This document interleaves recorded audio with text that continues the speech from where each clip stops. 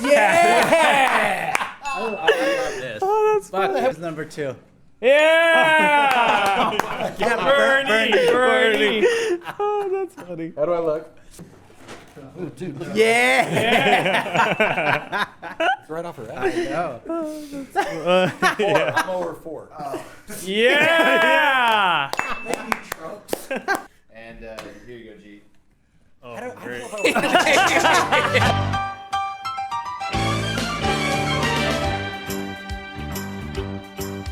It's a rare condition this day and age to read any good news on the newspaper page. And love and tradition of the grand design, some people say, is even harder to find. All right, here we go.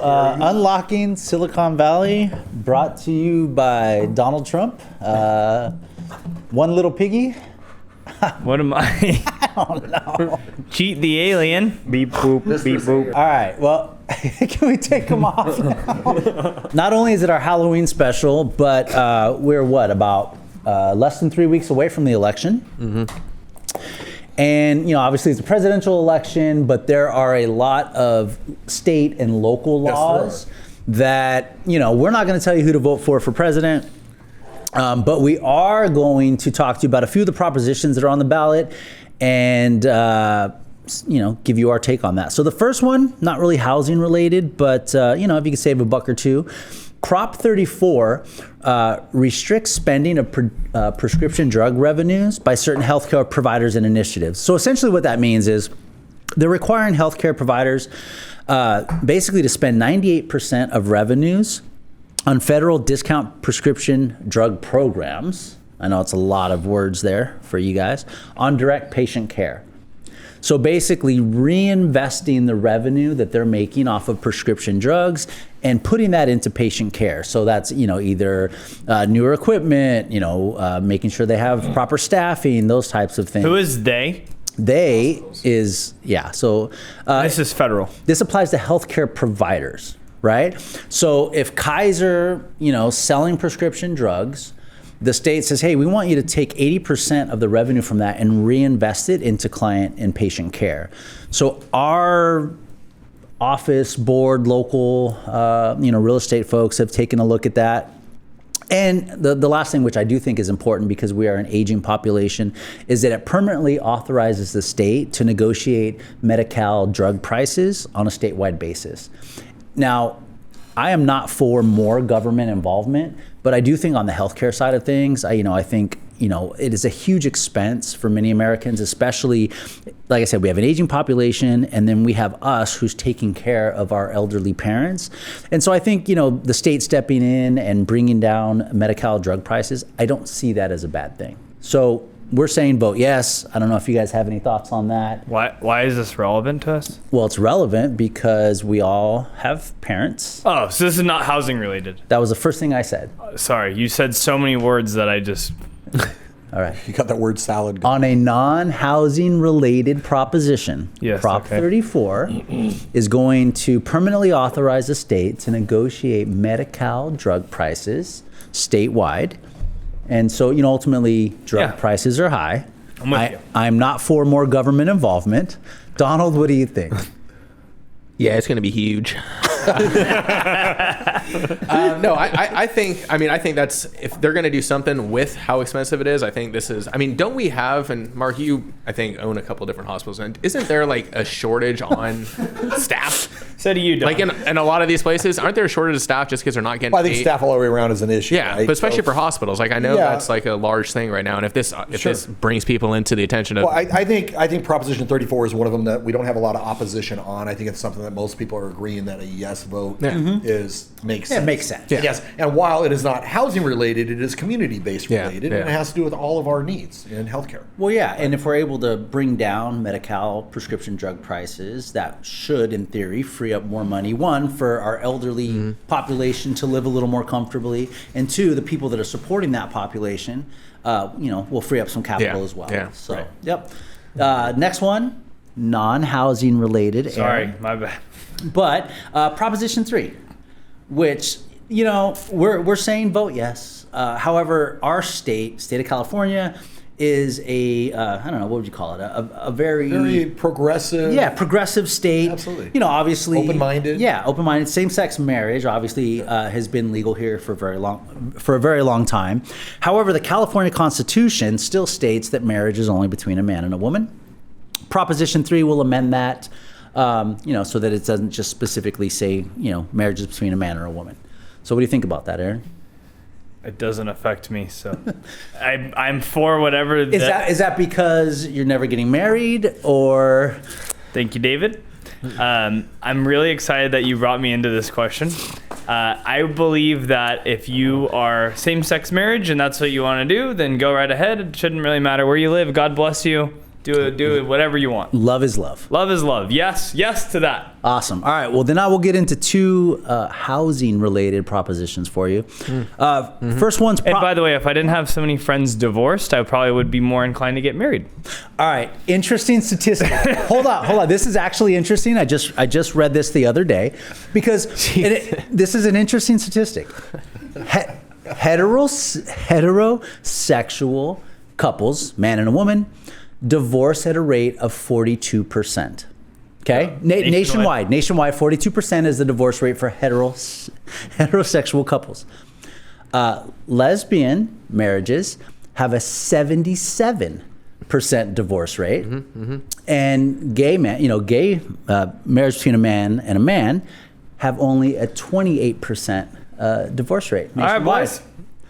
Well, what does that tell you? So That means marry your best friend and buy a home if you're looking. Let us know. Thank you. Yeah, the more you know. This is me clapping. All right, Proposition 5. Martin's staying out of all political. well, I got my whole list, but I don't know if I want to share it or not. All right, Proposition 5. Now we're getting into some housing-related stuff, so Aaron, pay attention. And the point I wanted to make is a lot of times when you see propositions on the ballot, and they have buzzwords like affordable housing or rent control, a lot of people think that, I'm going to vote for that, right? Because we want more affordable housing. We want more rent control. Well, beware of those buzzwords, especially when they're tied to bonds. You know what a bond is, Aaron? That's between two friends who want to get married to each other and purchase a home. All right, Mark, why don't you tell somebody what a bond is? A bond is something that a municipality or some other government agency will take out to pay for their efforts of a proposition or some other, for instance, like when schools need to have improvements and so forth. They'll put a bond, and that bond will go into your tax bill most of the time. Yeah, so taxpayers pay for bonds. Yes. Bonds have interest, right? You know, that accrues. Yeah, absolutely. And so typically we're against bonds, right? Because you don't want to borrow money. Yes and no. It depends on it depends on the reasoning, bond, right? the reasoning. Like in Los Gatos years ago, we had Measure E, which was a bond that put out for a $500 million or $900 million. They wanted to raise for improving the local high schools. So in that sense, you know, again, it depends on what it is, right, and how it's going to be used. And also, I'm always very much I like investing in muni bonds. Muni bonds are a very good investment tool as well. Tax-free, state of California, they are tax-free.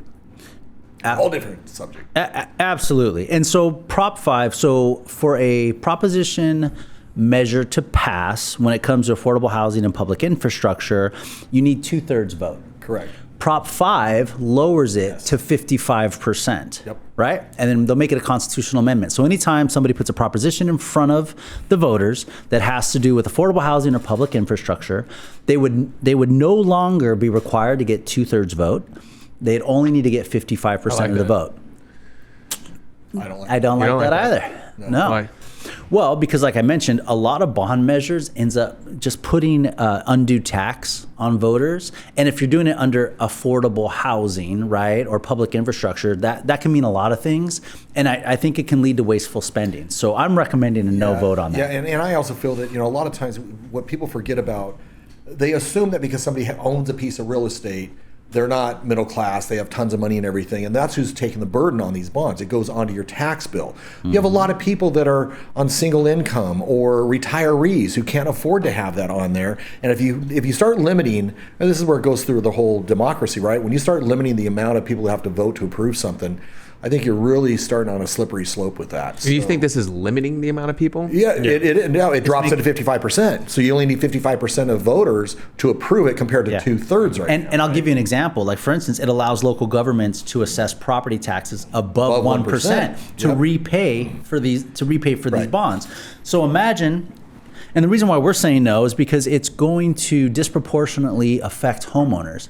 Because it's easy for someone that's currently renting to vote yes on this because their property taxes won't be assessed any higher, right? But that's why we're saying no, is because that's just one of the many ways that the government can assess, homeowners and taxpayers. The only thing I like about Proposition 5 is that they do address, which I'm a no on this one, and I don't want to get political with all these things, Yeah. right? But it is to address the infrastructure that needs to go around the increased affordable housing, right? We've talked about this in Los Gatos, where Los Gatos, Montessorino, you have 14,000 homes.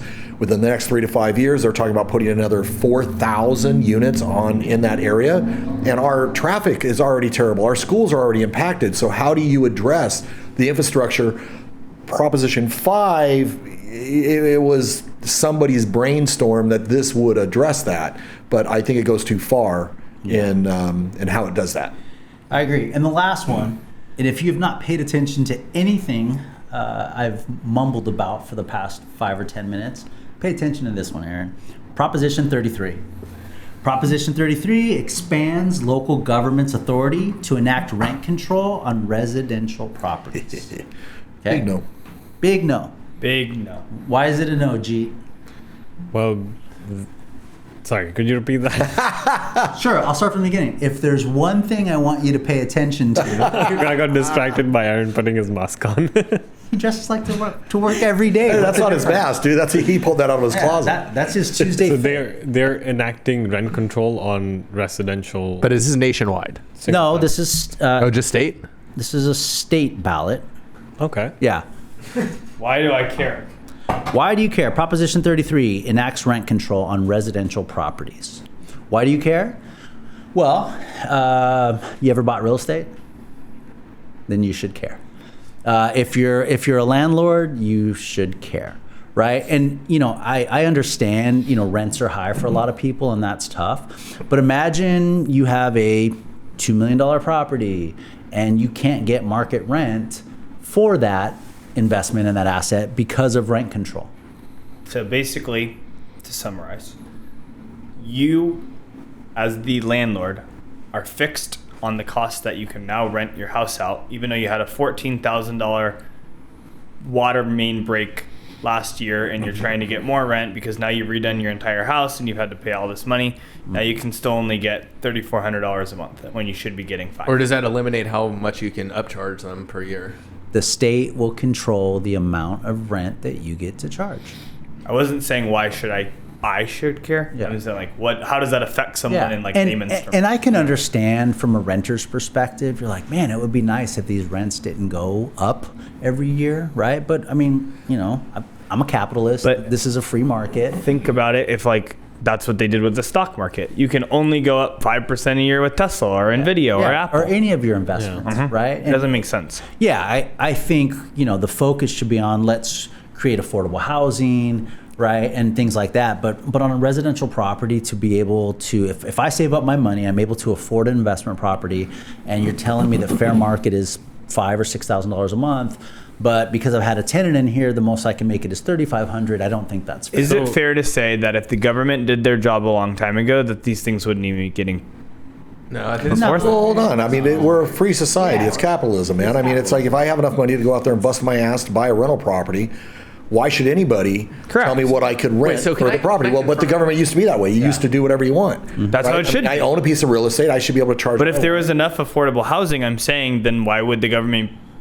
have to propose Fair these enough. things? Yeah. Yeah. But if I have a tenant in there for, let's say, for simplicity's sake, $3,000 a month, and market rent is $5,000, and the tenant vacates, and now I put it back on the market, I can no longer charge Correct. $5,000. It'll be just a little incremental. It higher. depends if it's 4 units or above and all that. Other Yeah, stuff. Well, and that's Or what I was duplex, asking yeah. too. So can you still, so I know right now they have rent control on how much you can go up per year. Like if it's a single family home, units over 4, you can go up 10%, you go up max, you can go unlimited. Yeah, right. But so are they going to, does that mean that's going to be gone too? And they're going to be the ones like, this is the only amount you can rent. Well, the big thing with this is it repeals Costa Hawkins rental housing, which was a whole different rent control scenario of it. And one of the limitations that had was that it limited the initial residential rental rates on it in addition to rent increases for existing tenants, right? So it's just by eliminating that or repealing that, it just gives local government now more authority to enact additional rent control than what that Costa Hawkins put the limitations on. Yeah, and if you look at places that have strict rent control ordinances in place, it typically hurts home values, right? Yeah. Think of Berkeley or parts of San Francisco where you can't get a tenant out. Yeah, and I want to be very careful. I'm not against affordable housing measures. I just don't think this is the right way to do it because you're hurting one segment of the population. Again, you're dealing with, everybody thinks, they're corporate rental owners, landlords, and that's not the case. Right. I think it's 82% of everything out there is owned by individuals, right? Mom and pops. I mean, where you got a widow sitting in there and she lives off of that money. She subsidizes her Social Security, doesn't give her enough. So anyway, I think it's a longer conversation, but I don't think Proposition 33 addresses it. That's all that you have on yours. I would like to point out Prop 36 because this is where it strengthens the abilities for penalties for serial retail theft, smash and grabs, fentanyl drug dealers, those type of things. That impacts the whole community, right? Which then does drive property values down and everything else. So I don't think that's a political issue. I think that is definitely one I am okay to say, we're yes all day long on that. Yes on what? 36. Prop 36. Like, what is it? It strengthens it right now, where they have that if somebody goes in and they steal, $950 or something like that, they just get a ticket. It's a misdemeanor, no big deal, right? Changes that. Makes it a lot tougher. That only went into effect fairly recently. Correct. Yeah, So all of a sudden less than $1,000. Yeah. Well, you have to look at what's happening. I mean, it's right. So it's literally eliminating like Walgreens and CVS. Well, it totally is. It's crazy. Well, which then impacts the local community because, like, if you go to some of those areas that are underserved and the local store shuts down because of the theft, now those individuals have to go another mile, 2 miles, whatever it is, outside of their community. Yeah. So it's just Yeah. I just saw the other day one of the jewelry stores in Sunnyvale get robbed in broad daylight. Yeah, with about 30-something people that stormed in. Within 2 minutes they were out. Right, all wore a mask like that. Huh? Yeah, Not true. Dressed up for Halloween. Thought I recognized that watch. At the jewelry store. Speaking of smash and grabs, we have a newly ranked Bay Area best food city in America. Oh, really? Still going? Sorry. No. Mark loves a good list. Yeah, and I got one. It's a quick one, but it used to be for a very long time #1 city in America for best soul food and food in general was. Interesting. Think jazz. Think New Orleans. New Orleans. There you go. Yeah. Okay. Oakland has now surpassed that as the #1 best food city in America. Kind of no cool. kidding. Oakland has incredible food. You go down Broadway.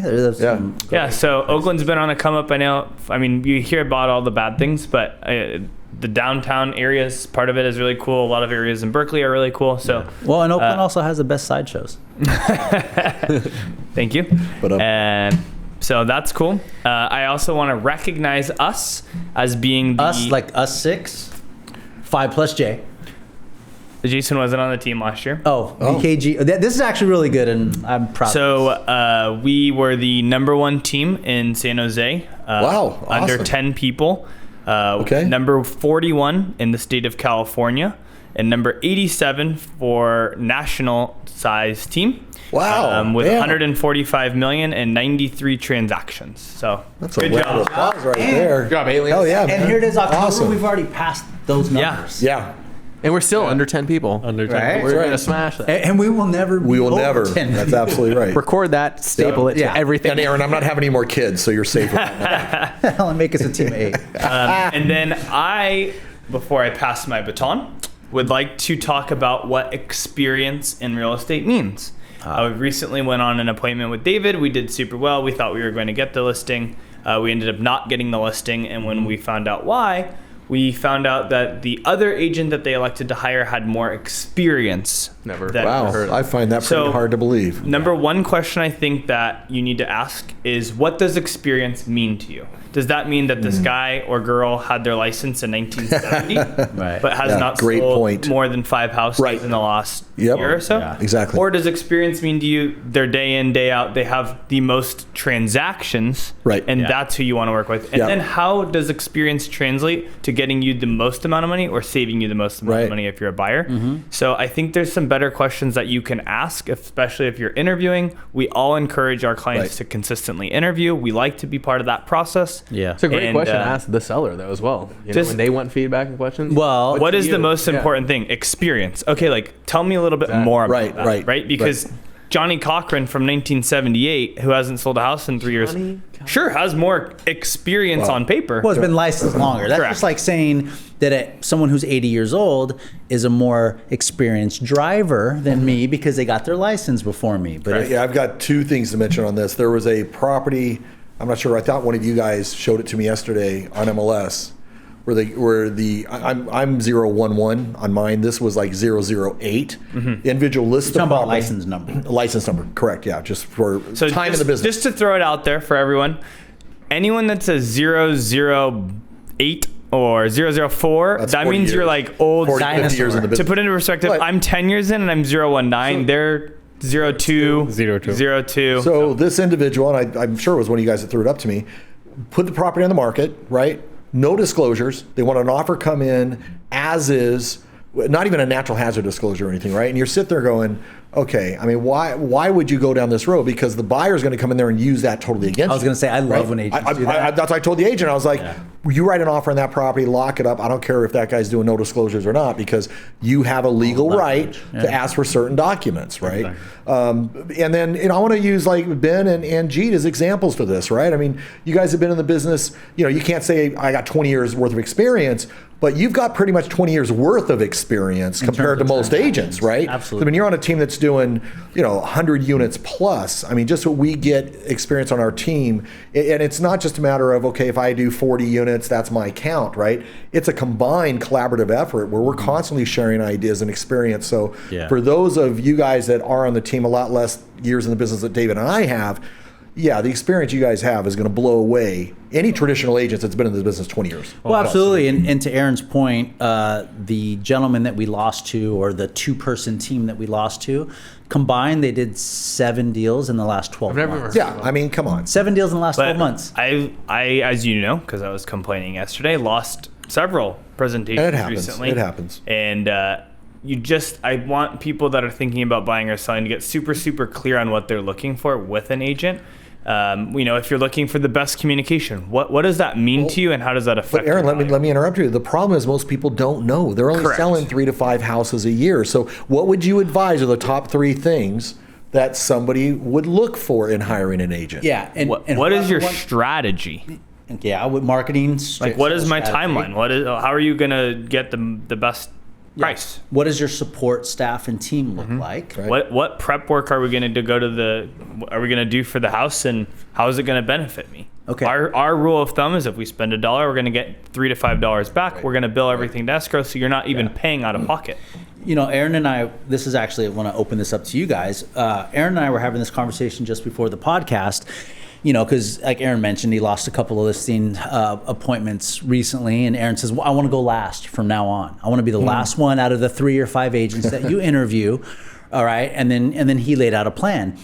However, if you listen to what you just said, does it make more sense to go first?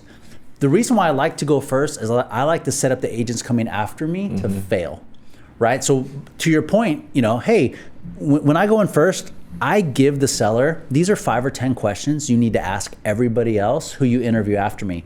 How many homes have you sold in the last 12 months? And then I'm going to tell them how many I've sold, right? Are you a team or individual? And here's why teams are better. So I like to go first because I'll set up all the agents after me to fail. So think about that. So what I've seen recently in the market is that agents have become a little bit more scrappy as the market gets a little bit tighter. So traditionally for the last 10 years, I have gone first, or frankly, I haven't cared because I was able to outsell them. Now agents are doing weird things. They're dropping their commission. They're throwing in staging. They're just giving everything away. And frankly, we're worth too much to just give everything away.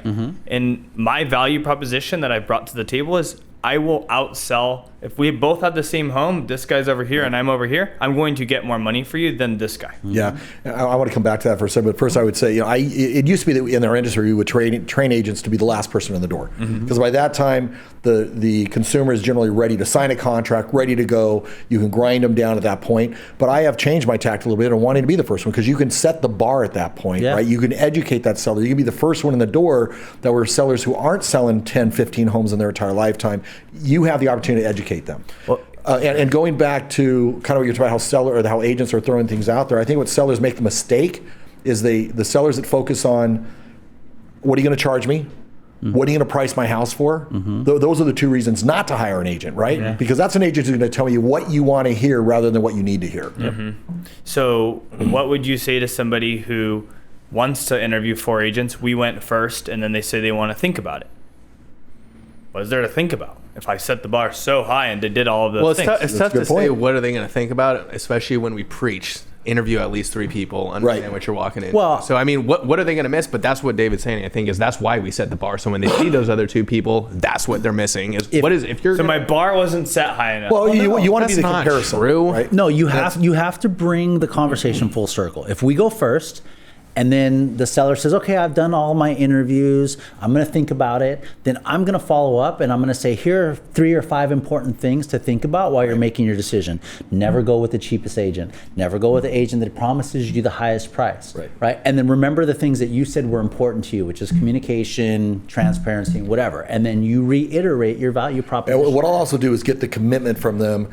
Listen, if there's something we missed on, if there's going to be other questions that come up in these other interviews, just give me your commitment that you will call me back before making a final decision. Yeah. Could you do that for me?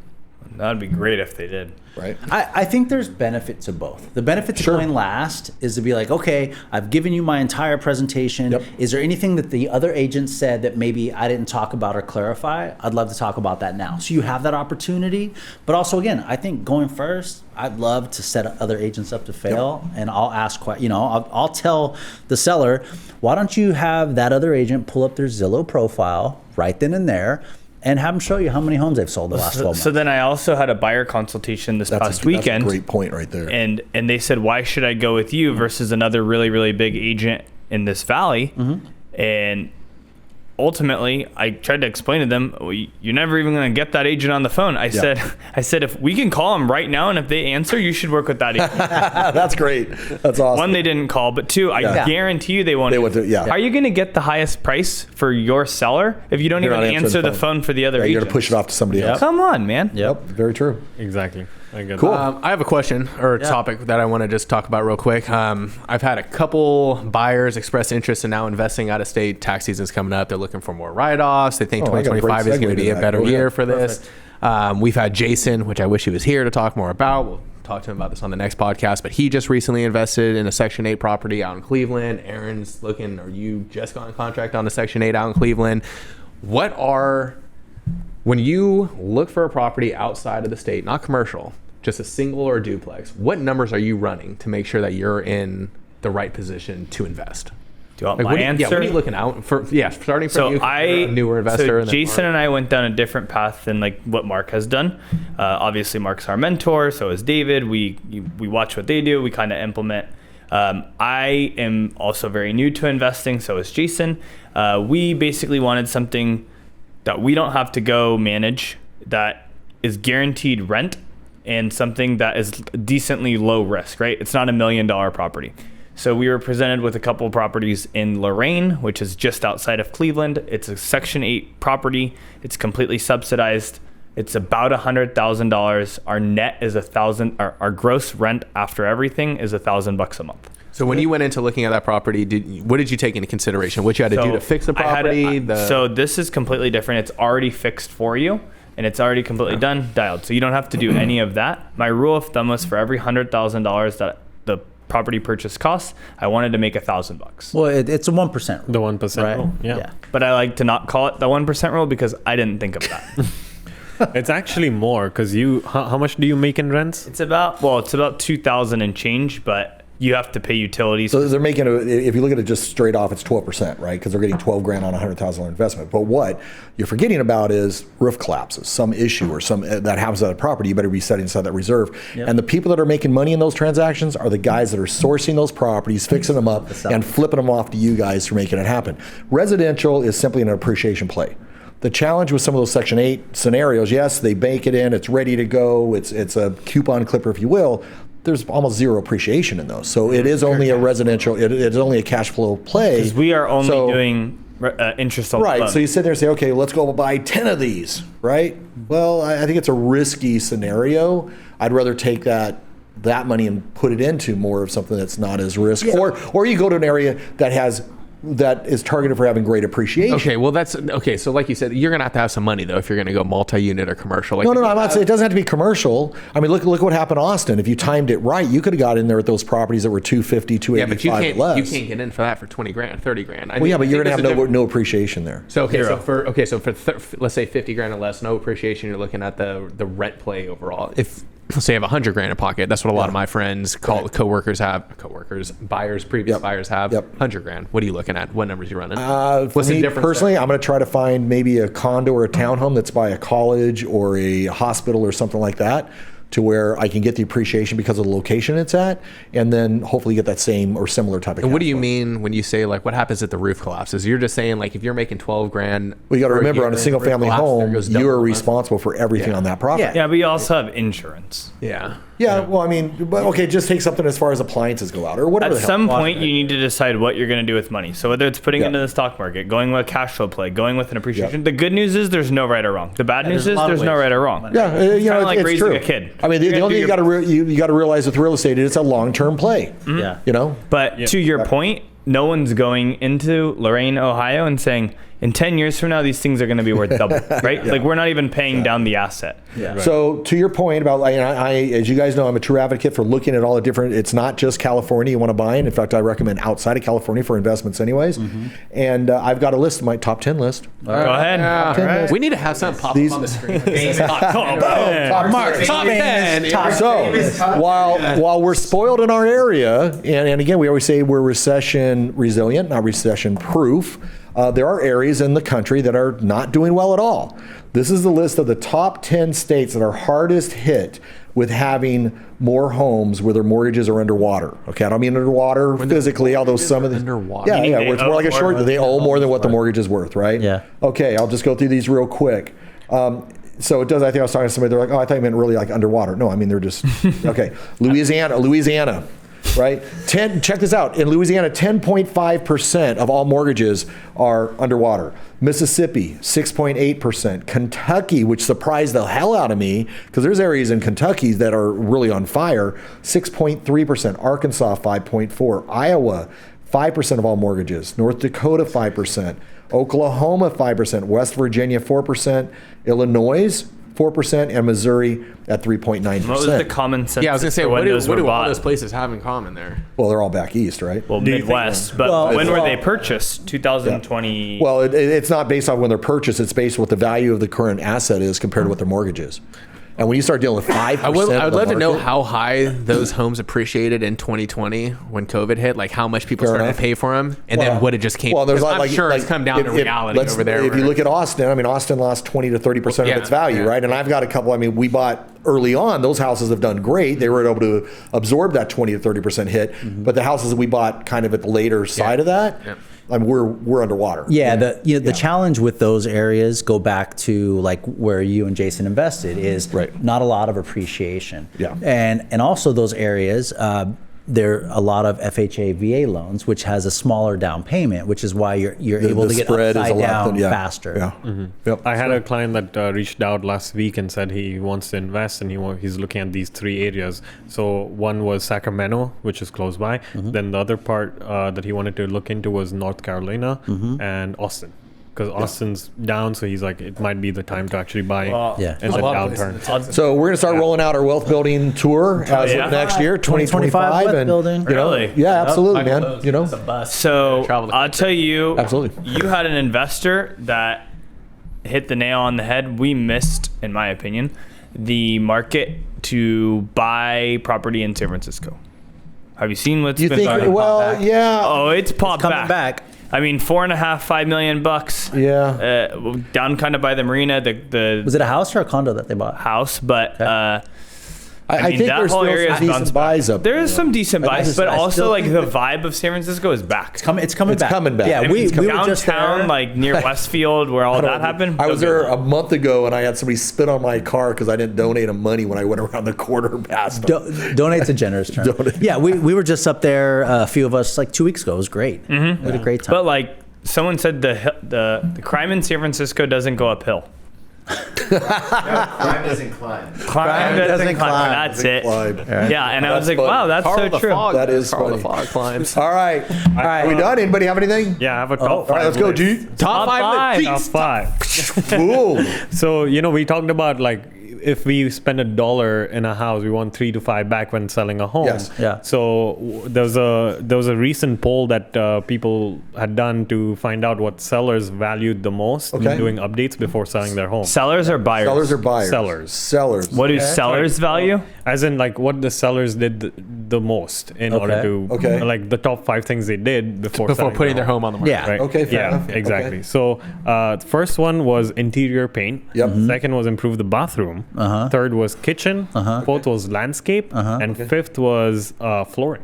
See, I would switch 2 of those based on our conversations with half of our Like sellers. paint and Where do flooring you is start? number one, right? Where do you? Well, I mean, you just remodeled the whole house at that point. Well, That's what I'm Yeah. saying. Like, if you start You with did bathrooms, flooring, and kitchen. well, this is top 5. So Yeah. if you only had to do 2, they're saying, well, it would be interior paint and bathroom. Yeah, I agree with the paint.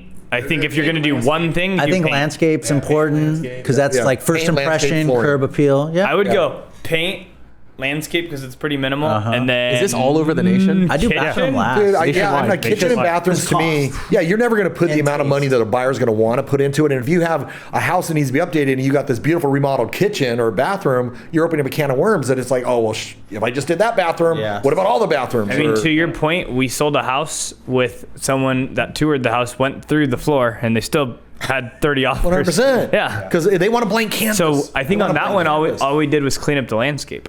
So you can walk in the well, backyard. we did strip out. I think we painted it. Didn't we paint it? Or no, we just left it. No, And we it's just all when glory. we get really All rundown glory. houses, I think we always try to do landscape and then paint second. Yeah. Yeah. And then it's Yeah. kind of a Well, when we toss-up. talk about flooring, if it's got hardwood floor, you just rip out the carpet and stuff, right? You're not redoing the hardwood floor. Yeah, I would do like landscape, paint, Yeah. and then flooring. Yeah. And then kitchen and The bathroom. bottom line is we always try to make the property look in the best light possible with the fewest amount of dollars into it to ensure that we're going to get the proper ROI. Yep.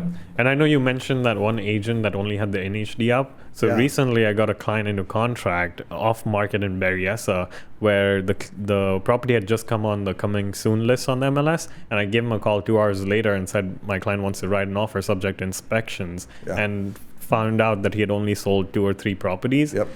So I sent him an offer with a 10-day contingency to look at the home. Yeah. He looked at it, and he had priced it so low compared to everything else that's selling around there. Hopefully this goes after.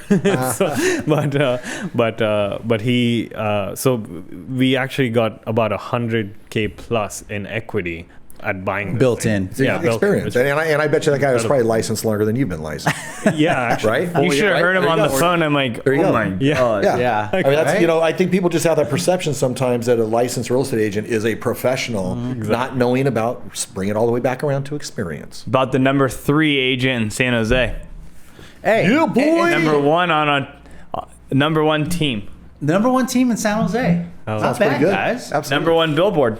Number Absolutely. We should put number 1 team in San Jose. Forget all do the it. other Let's do it. stats. All right, Let's put the mascot. Ben doesn't like how What did you say? Only what?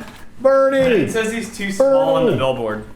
what up? Doesn't understand. it's not the only place. I believe we should increase taxes to 88%. The same age as me. 92. What are you talking about? All right, All right. to this camera. Oh, gee. Don't throw the wall.